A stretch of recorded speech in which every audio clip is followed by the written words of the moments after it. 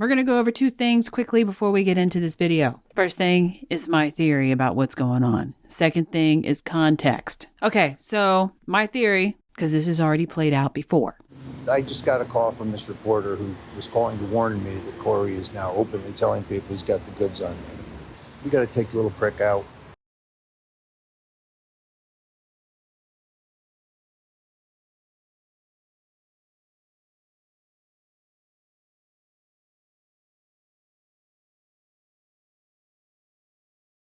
I'm done with this president. I'm going to go public supporting impeachment.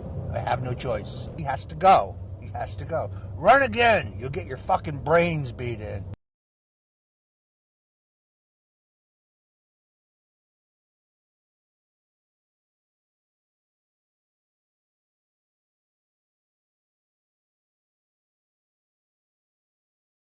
There is no room in the Republican Party for anti-Semitism or white supremacy.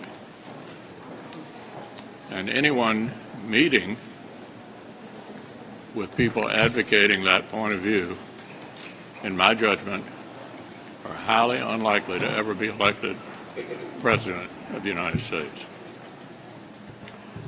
Now for the context. Ye is a man who has pretty much had his whole life destroyed. Not like over the past month where because the news is really big because he said something about, anti-Semitic. But we're going back here, okay? He's been divorced. His kids are not living with him. His monies are down the toilet. He's getting attacked from every direction you could possibly think of. And so you're looking at an individual who is mentally looking for allies anywhere. Like, is it me? Is it them?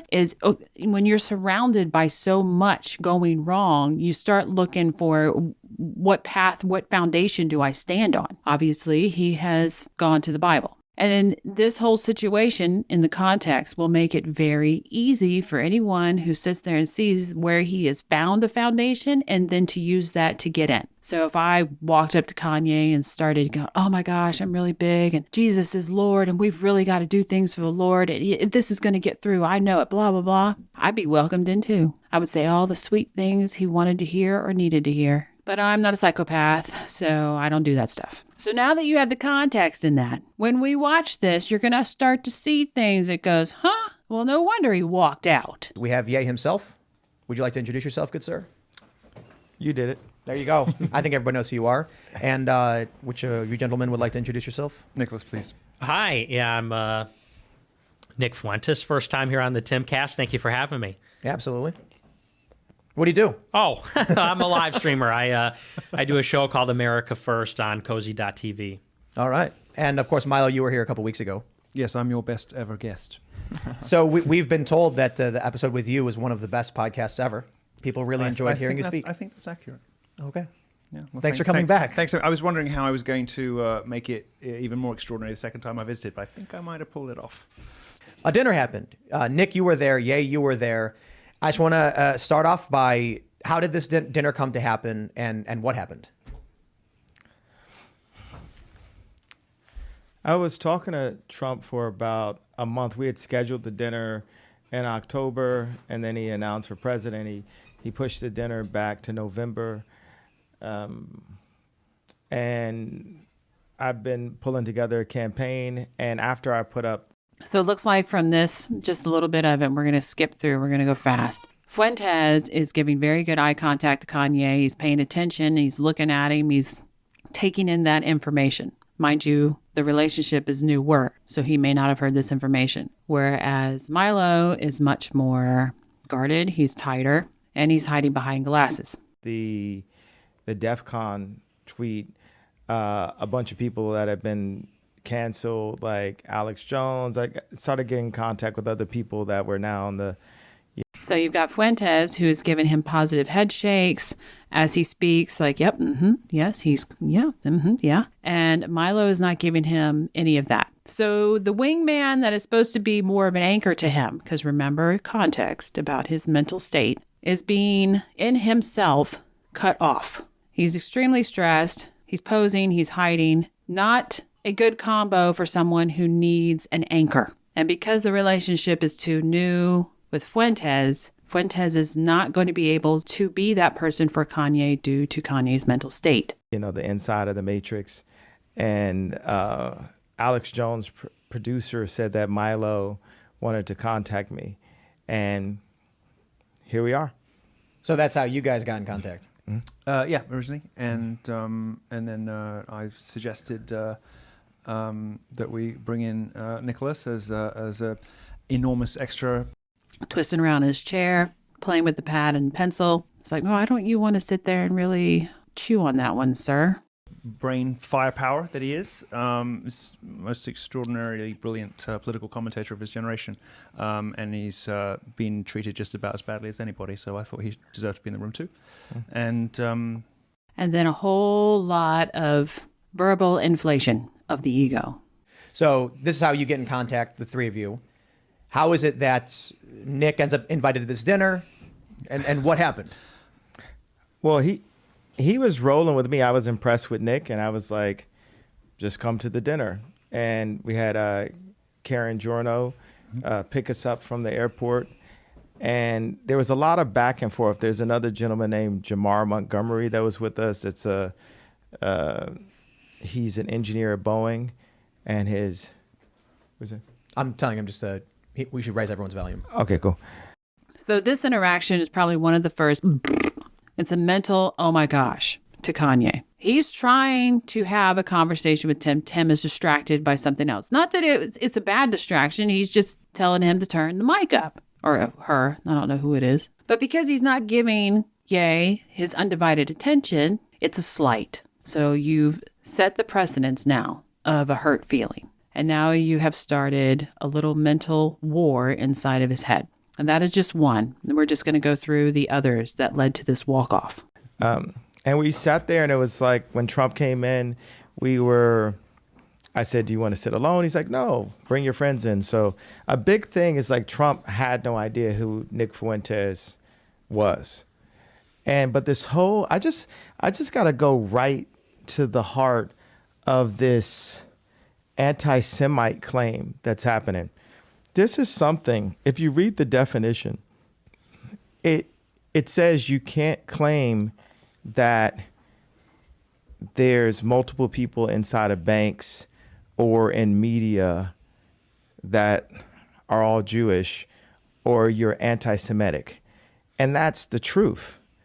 Like, it's the truth. What are we talking about? And Elaborate, what do you mean? You mean... I'm saying, like, I've been labeled anti-Semite, right? So there's different beliefs about our bloodlines, you know, like the documentary that Kyrie posted. And in general, America has been left ignorant and history has been changed. So when we start questioning things that question the indoctrination, then you immediately get, you said debanked or what did you say happened to you? Or demonetized, deplatformed. Demonized, demonetized. And what's so beautiful about this time is everyone got to see what's really been happening. And now we can really understand. We can see that Ron Emanuel was right next to Obama, and then Jared Kushner was right next to Trump. Ta-da! But so we're getting right into it, I guess, right? I was hoping to go for the news first before we got into all of this stuff. So he made a joke. You hear some giggling, like, oh, okay, that's fine, because he made a joke. Now he's already been slighted by Tim not giving him his undivided attention. Tim gives him just a little bit of pushback. I thought we were going to do the news first, dude. I thought we could hold this off before we got banned. I think the issue is, one way to put it, is you're expounding upon a localization issue that you've witnessed, right? Let me clarify. There are a handful of people that you see are Jewish in a certain place, and then you associate Judaism with the power, whereas I view that as not relevant to it. Like, yeah, you're substantially more powerful than I am, but I don't view what you're doing as an issue of black people. Yeah, but have you ever heard the term the black vote? So it's okay to put us in one net, but it's not okay for me to put them in one net. So then he's been challenged on his belief system that the one net is that you shouldn't do that. And he's becoming even more aggravated at that challenge. So now we have another slight on top of this. Now, as this goes on, because it's adding up. Yeah, but I mean, that's the basis of the hypocrisy that people have been thinking about and knowing about and realizing for decades. We were all wondering how this dam was going to break. Everybody in the country was wondering, what is the root of this hypocrisy? Why can people talk about white people a certain way? Why can't they talk about that group a certain way? And the wretched and wicked and oppressive prevailing orthodoxy of cancel culture, well, it turned out that the one thing that was going to break the dam was the biggest star in the world. And it took the biggest star in the world to do it. And now the dam is broken. So let me tell you my issue. I don't like identitarianism. You guys are familiar with what that is? Well, they started it, and they've been visiting on us. We're trying to break it. When I was asking you about running for president, you immediately said, well, you'd be good for the black vote. And I said, is that because I'm black? No, not just because of that. So is that, are you doing the same thing? I didn't say that was the only reason. I said it was because you're personable to the common person, and you probably would do well with the black vote. Absolutely. Just because I'm black? Because a lot of black people don't like me. Of course. I think race plays a role in a lot of things. Absolutely. And I think that I think the construct of race has really been forced upon us as just something for us to be woke about and just constantly talk about and use it as these like walls. Couldn't you say the same thing about Judaism? Well, let's look at the facts of what I'm saying, though. If you say in this neighborhood where they gerrymander, there's this amount of time. So, hey, I wasn't doing that. I was just gerrymandering the lawyers and the Hollywood executives and the people at the bank that debanked me and then froze my accounts. It's like we want to jump into protecting the idea that we can't put a net around something, right? But that's been my job as a producer to take, a Roy Ayers sample and put a James Brown drum and put it within a 2-minute, 3-minute song. That's the way I actually think, and that's the way I talk. And now this morning I found out that they were trying to put me in prison because what they did was I moved $140 million into JP Morgan. And I said, I want to talk to Jamie Dimon. Like, look at me. I'm just going in naive, multi-billionaire. Like, maybe Jamie Dimon will let me in on some deal flow. Wrong. And I'm just like banging my hands like, I want to meet with Jamie. And I start complaining online. And then they debank me for complaining. And so I'm about to get debanked. They're like, you need to go to Trump's, the bank, AXO, whatever, you got to go. And I'm like, I've been trying to buy my own bank for the longest. And then we figured out how to get my own bank. It's like 50 million, 75 million. So I'm about to buy my own bank. But then as they're about to take the money out, here comes Adidas with a $275 million bill for marketing funds that they agreed upon. Because I said to them, hey, I'm the marketing, give me the marketing fund, which proves by the response they got when they stole the designs and said, we're going to not call them Yeezys anymore. So this is what I was already fighting Adidas for. So I'm fighting Gap, get out of Gap, fighting Adidas. And then I deal with this little bit of noise from, Zionism from the fashion world where they use this plant named Gabby, who's obviously like some kind of CIA agent, knows nothing about fashion. This is a certain thing. When someone can't dress, that they're not like a fashion person. They're just there as like the society, like the control that they try to use with celebrities, which has now been broken, right? Because where it broke. I want to get on like LeBron in a second, but I'm going to come back to this and just talk about this morning where, I'm not going to mention her name because she's a nice lady, but someone at Cohen Resnick tells me, and I tell all of my finance people never use the term a lot, but they said, okay, you're going to have to pay a lot of taxes. And that made me feel like they're just like waiting, like we finally got them. We finally can put him in jail. And I was like, can I still run for president in jail? I found out I could. So I was like, okay, that's fine then. It'll be okay. But if you were Jeffrey Epstein, they wouldn't touch your bank account. They would allow you to break the rules, regulations, just like J.P. Morgan and Chase did, just like Deutsche Bank did. So there is an issue to bring up with that. But when it comes to the race stuff, I think this is an important discussion to have because I have to complete this thought. You guys got to. Okay, go ahead. All right, because I'm talking about literally finding out that they were trying to put me in prison this morning. Watch this. So This morning. yes. So not come to my house this morning, but I found out, okay, so they put a $75 million hold on 4 of my accounts. And then they said, you owe a lot of taxes. Took me like 6 hours to find out how much a lot was. They said, well, around $50 million. All right. So this is the start of Milo's giggling, and he continuously giggles.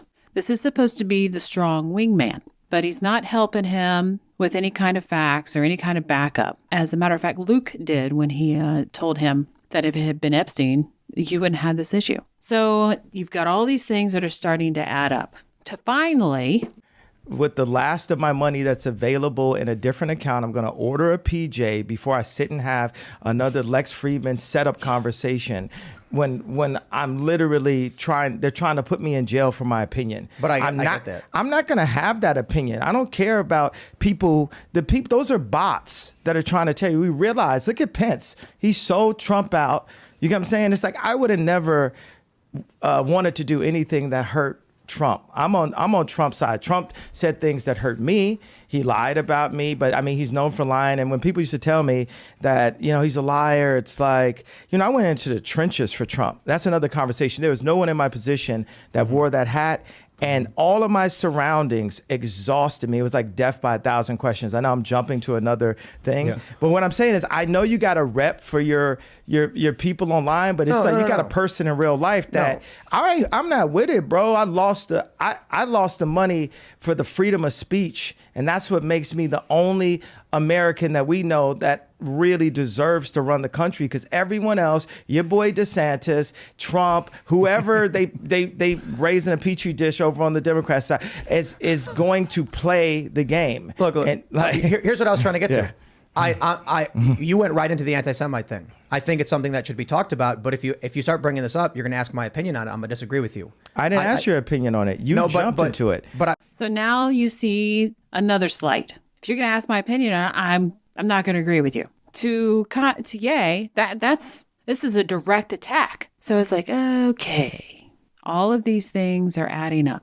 But I don't care about your opinion. I like your opinion on how we win an election, but I don't care about anybody's opinion, bro. I lost. They tried to put me in jail. They blocked $2 billion I had. Obviously, people who sit there and say they don't care about opinion truly do care about opinion. What they really mean to say is, I don't care to hear about your negative opinion, at least in their viewpoint. Been extremely unfair to you, I think. Who was they, though? We can't say who they is, corporate can we? press. I'm not using I don't use the word as the way I guess you guys use. I'm talking about. It is them, though, isn't it? I mean.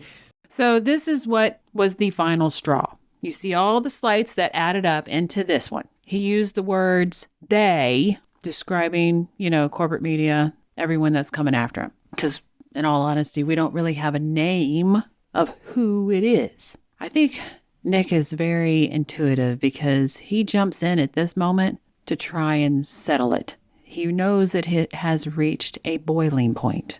Because because when you think about it, consider it. In 2018. What do you mean it's not? What do I mean? But it's too late because Ye is focused in on Tim and what he has said. Okay, so how about, are you leaving? Are you afraid of the press? He's gone. I'll say it right now. And he leaves without a word. You guys want to bring that stuff up? And then have think the we're not going to have a conversation? Have the discussion. You think Ye's going to come in here and say, here's my pain, here's my suffering. I'm going to say, I hear you. And then he's going to say, and it was Jewish people. And I'm going to be like, okay, but don't you consider, it's like, I'm not going to do this. I refuse. Make sure he's cool. All right, go for it. Luke and I will have a conversation. So I can't say I'm surprised. What do I even do? Other than ask him, please elaborate on this. Are you referring to individuals, or are you quite literally blaming an entire group of people for the fact that powerful individuals are causing you harm? I'm assuming Nick left pretty quickly after. So not quite sure how. It would have been nice to sit there and see, how fast they each reacted. Milo seemed to be the only one that wanted to announce, yeah, I'm going to go check on him. So Nick may have left pretty much immediately with him. We don't know, so can't really say. I have not seen anything in this short spell that makes me think otherwise on my opinion of a theory.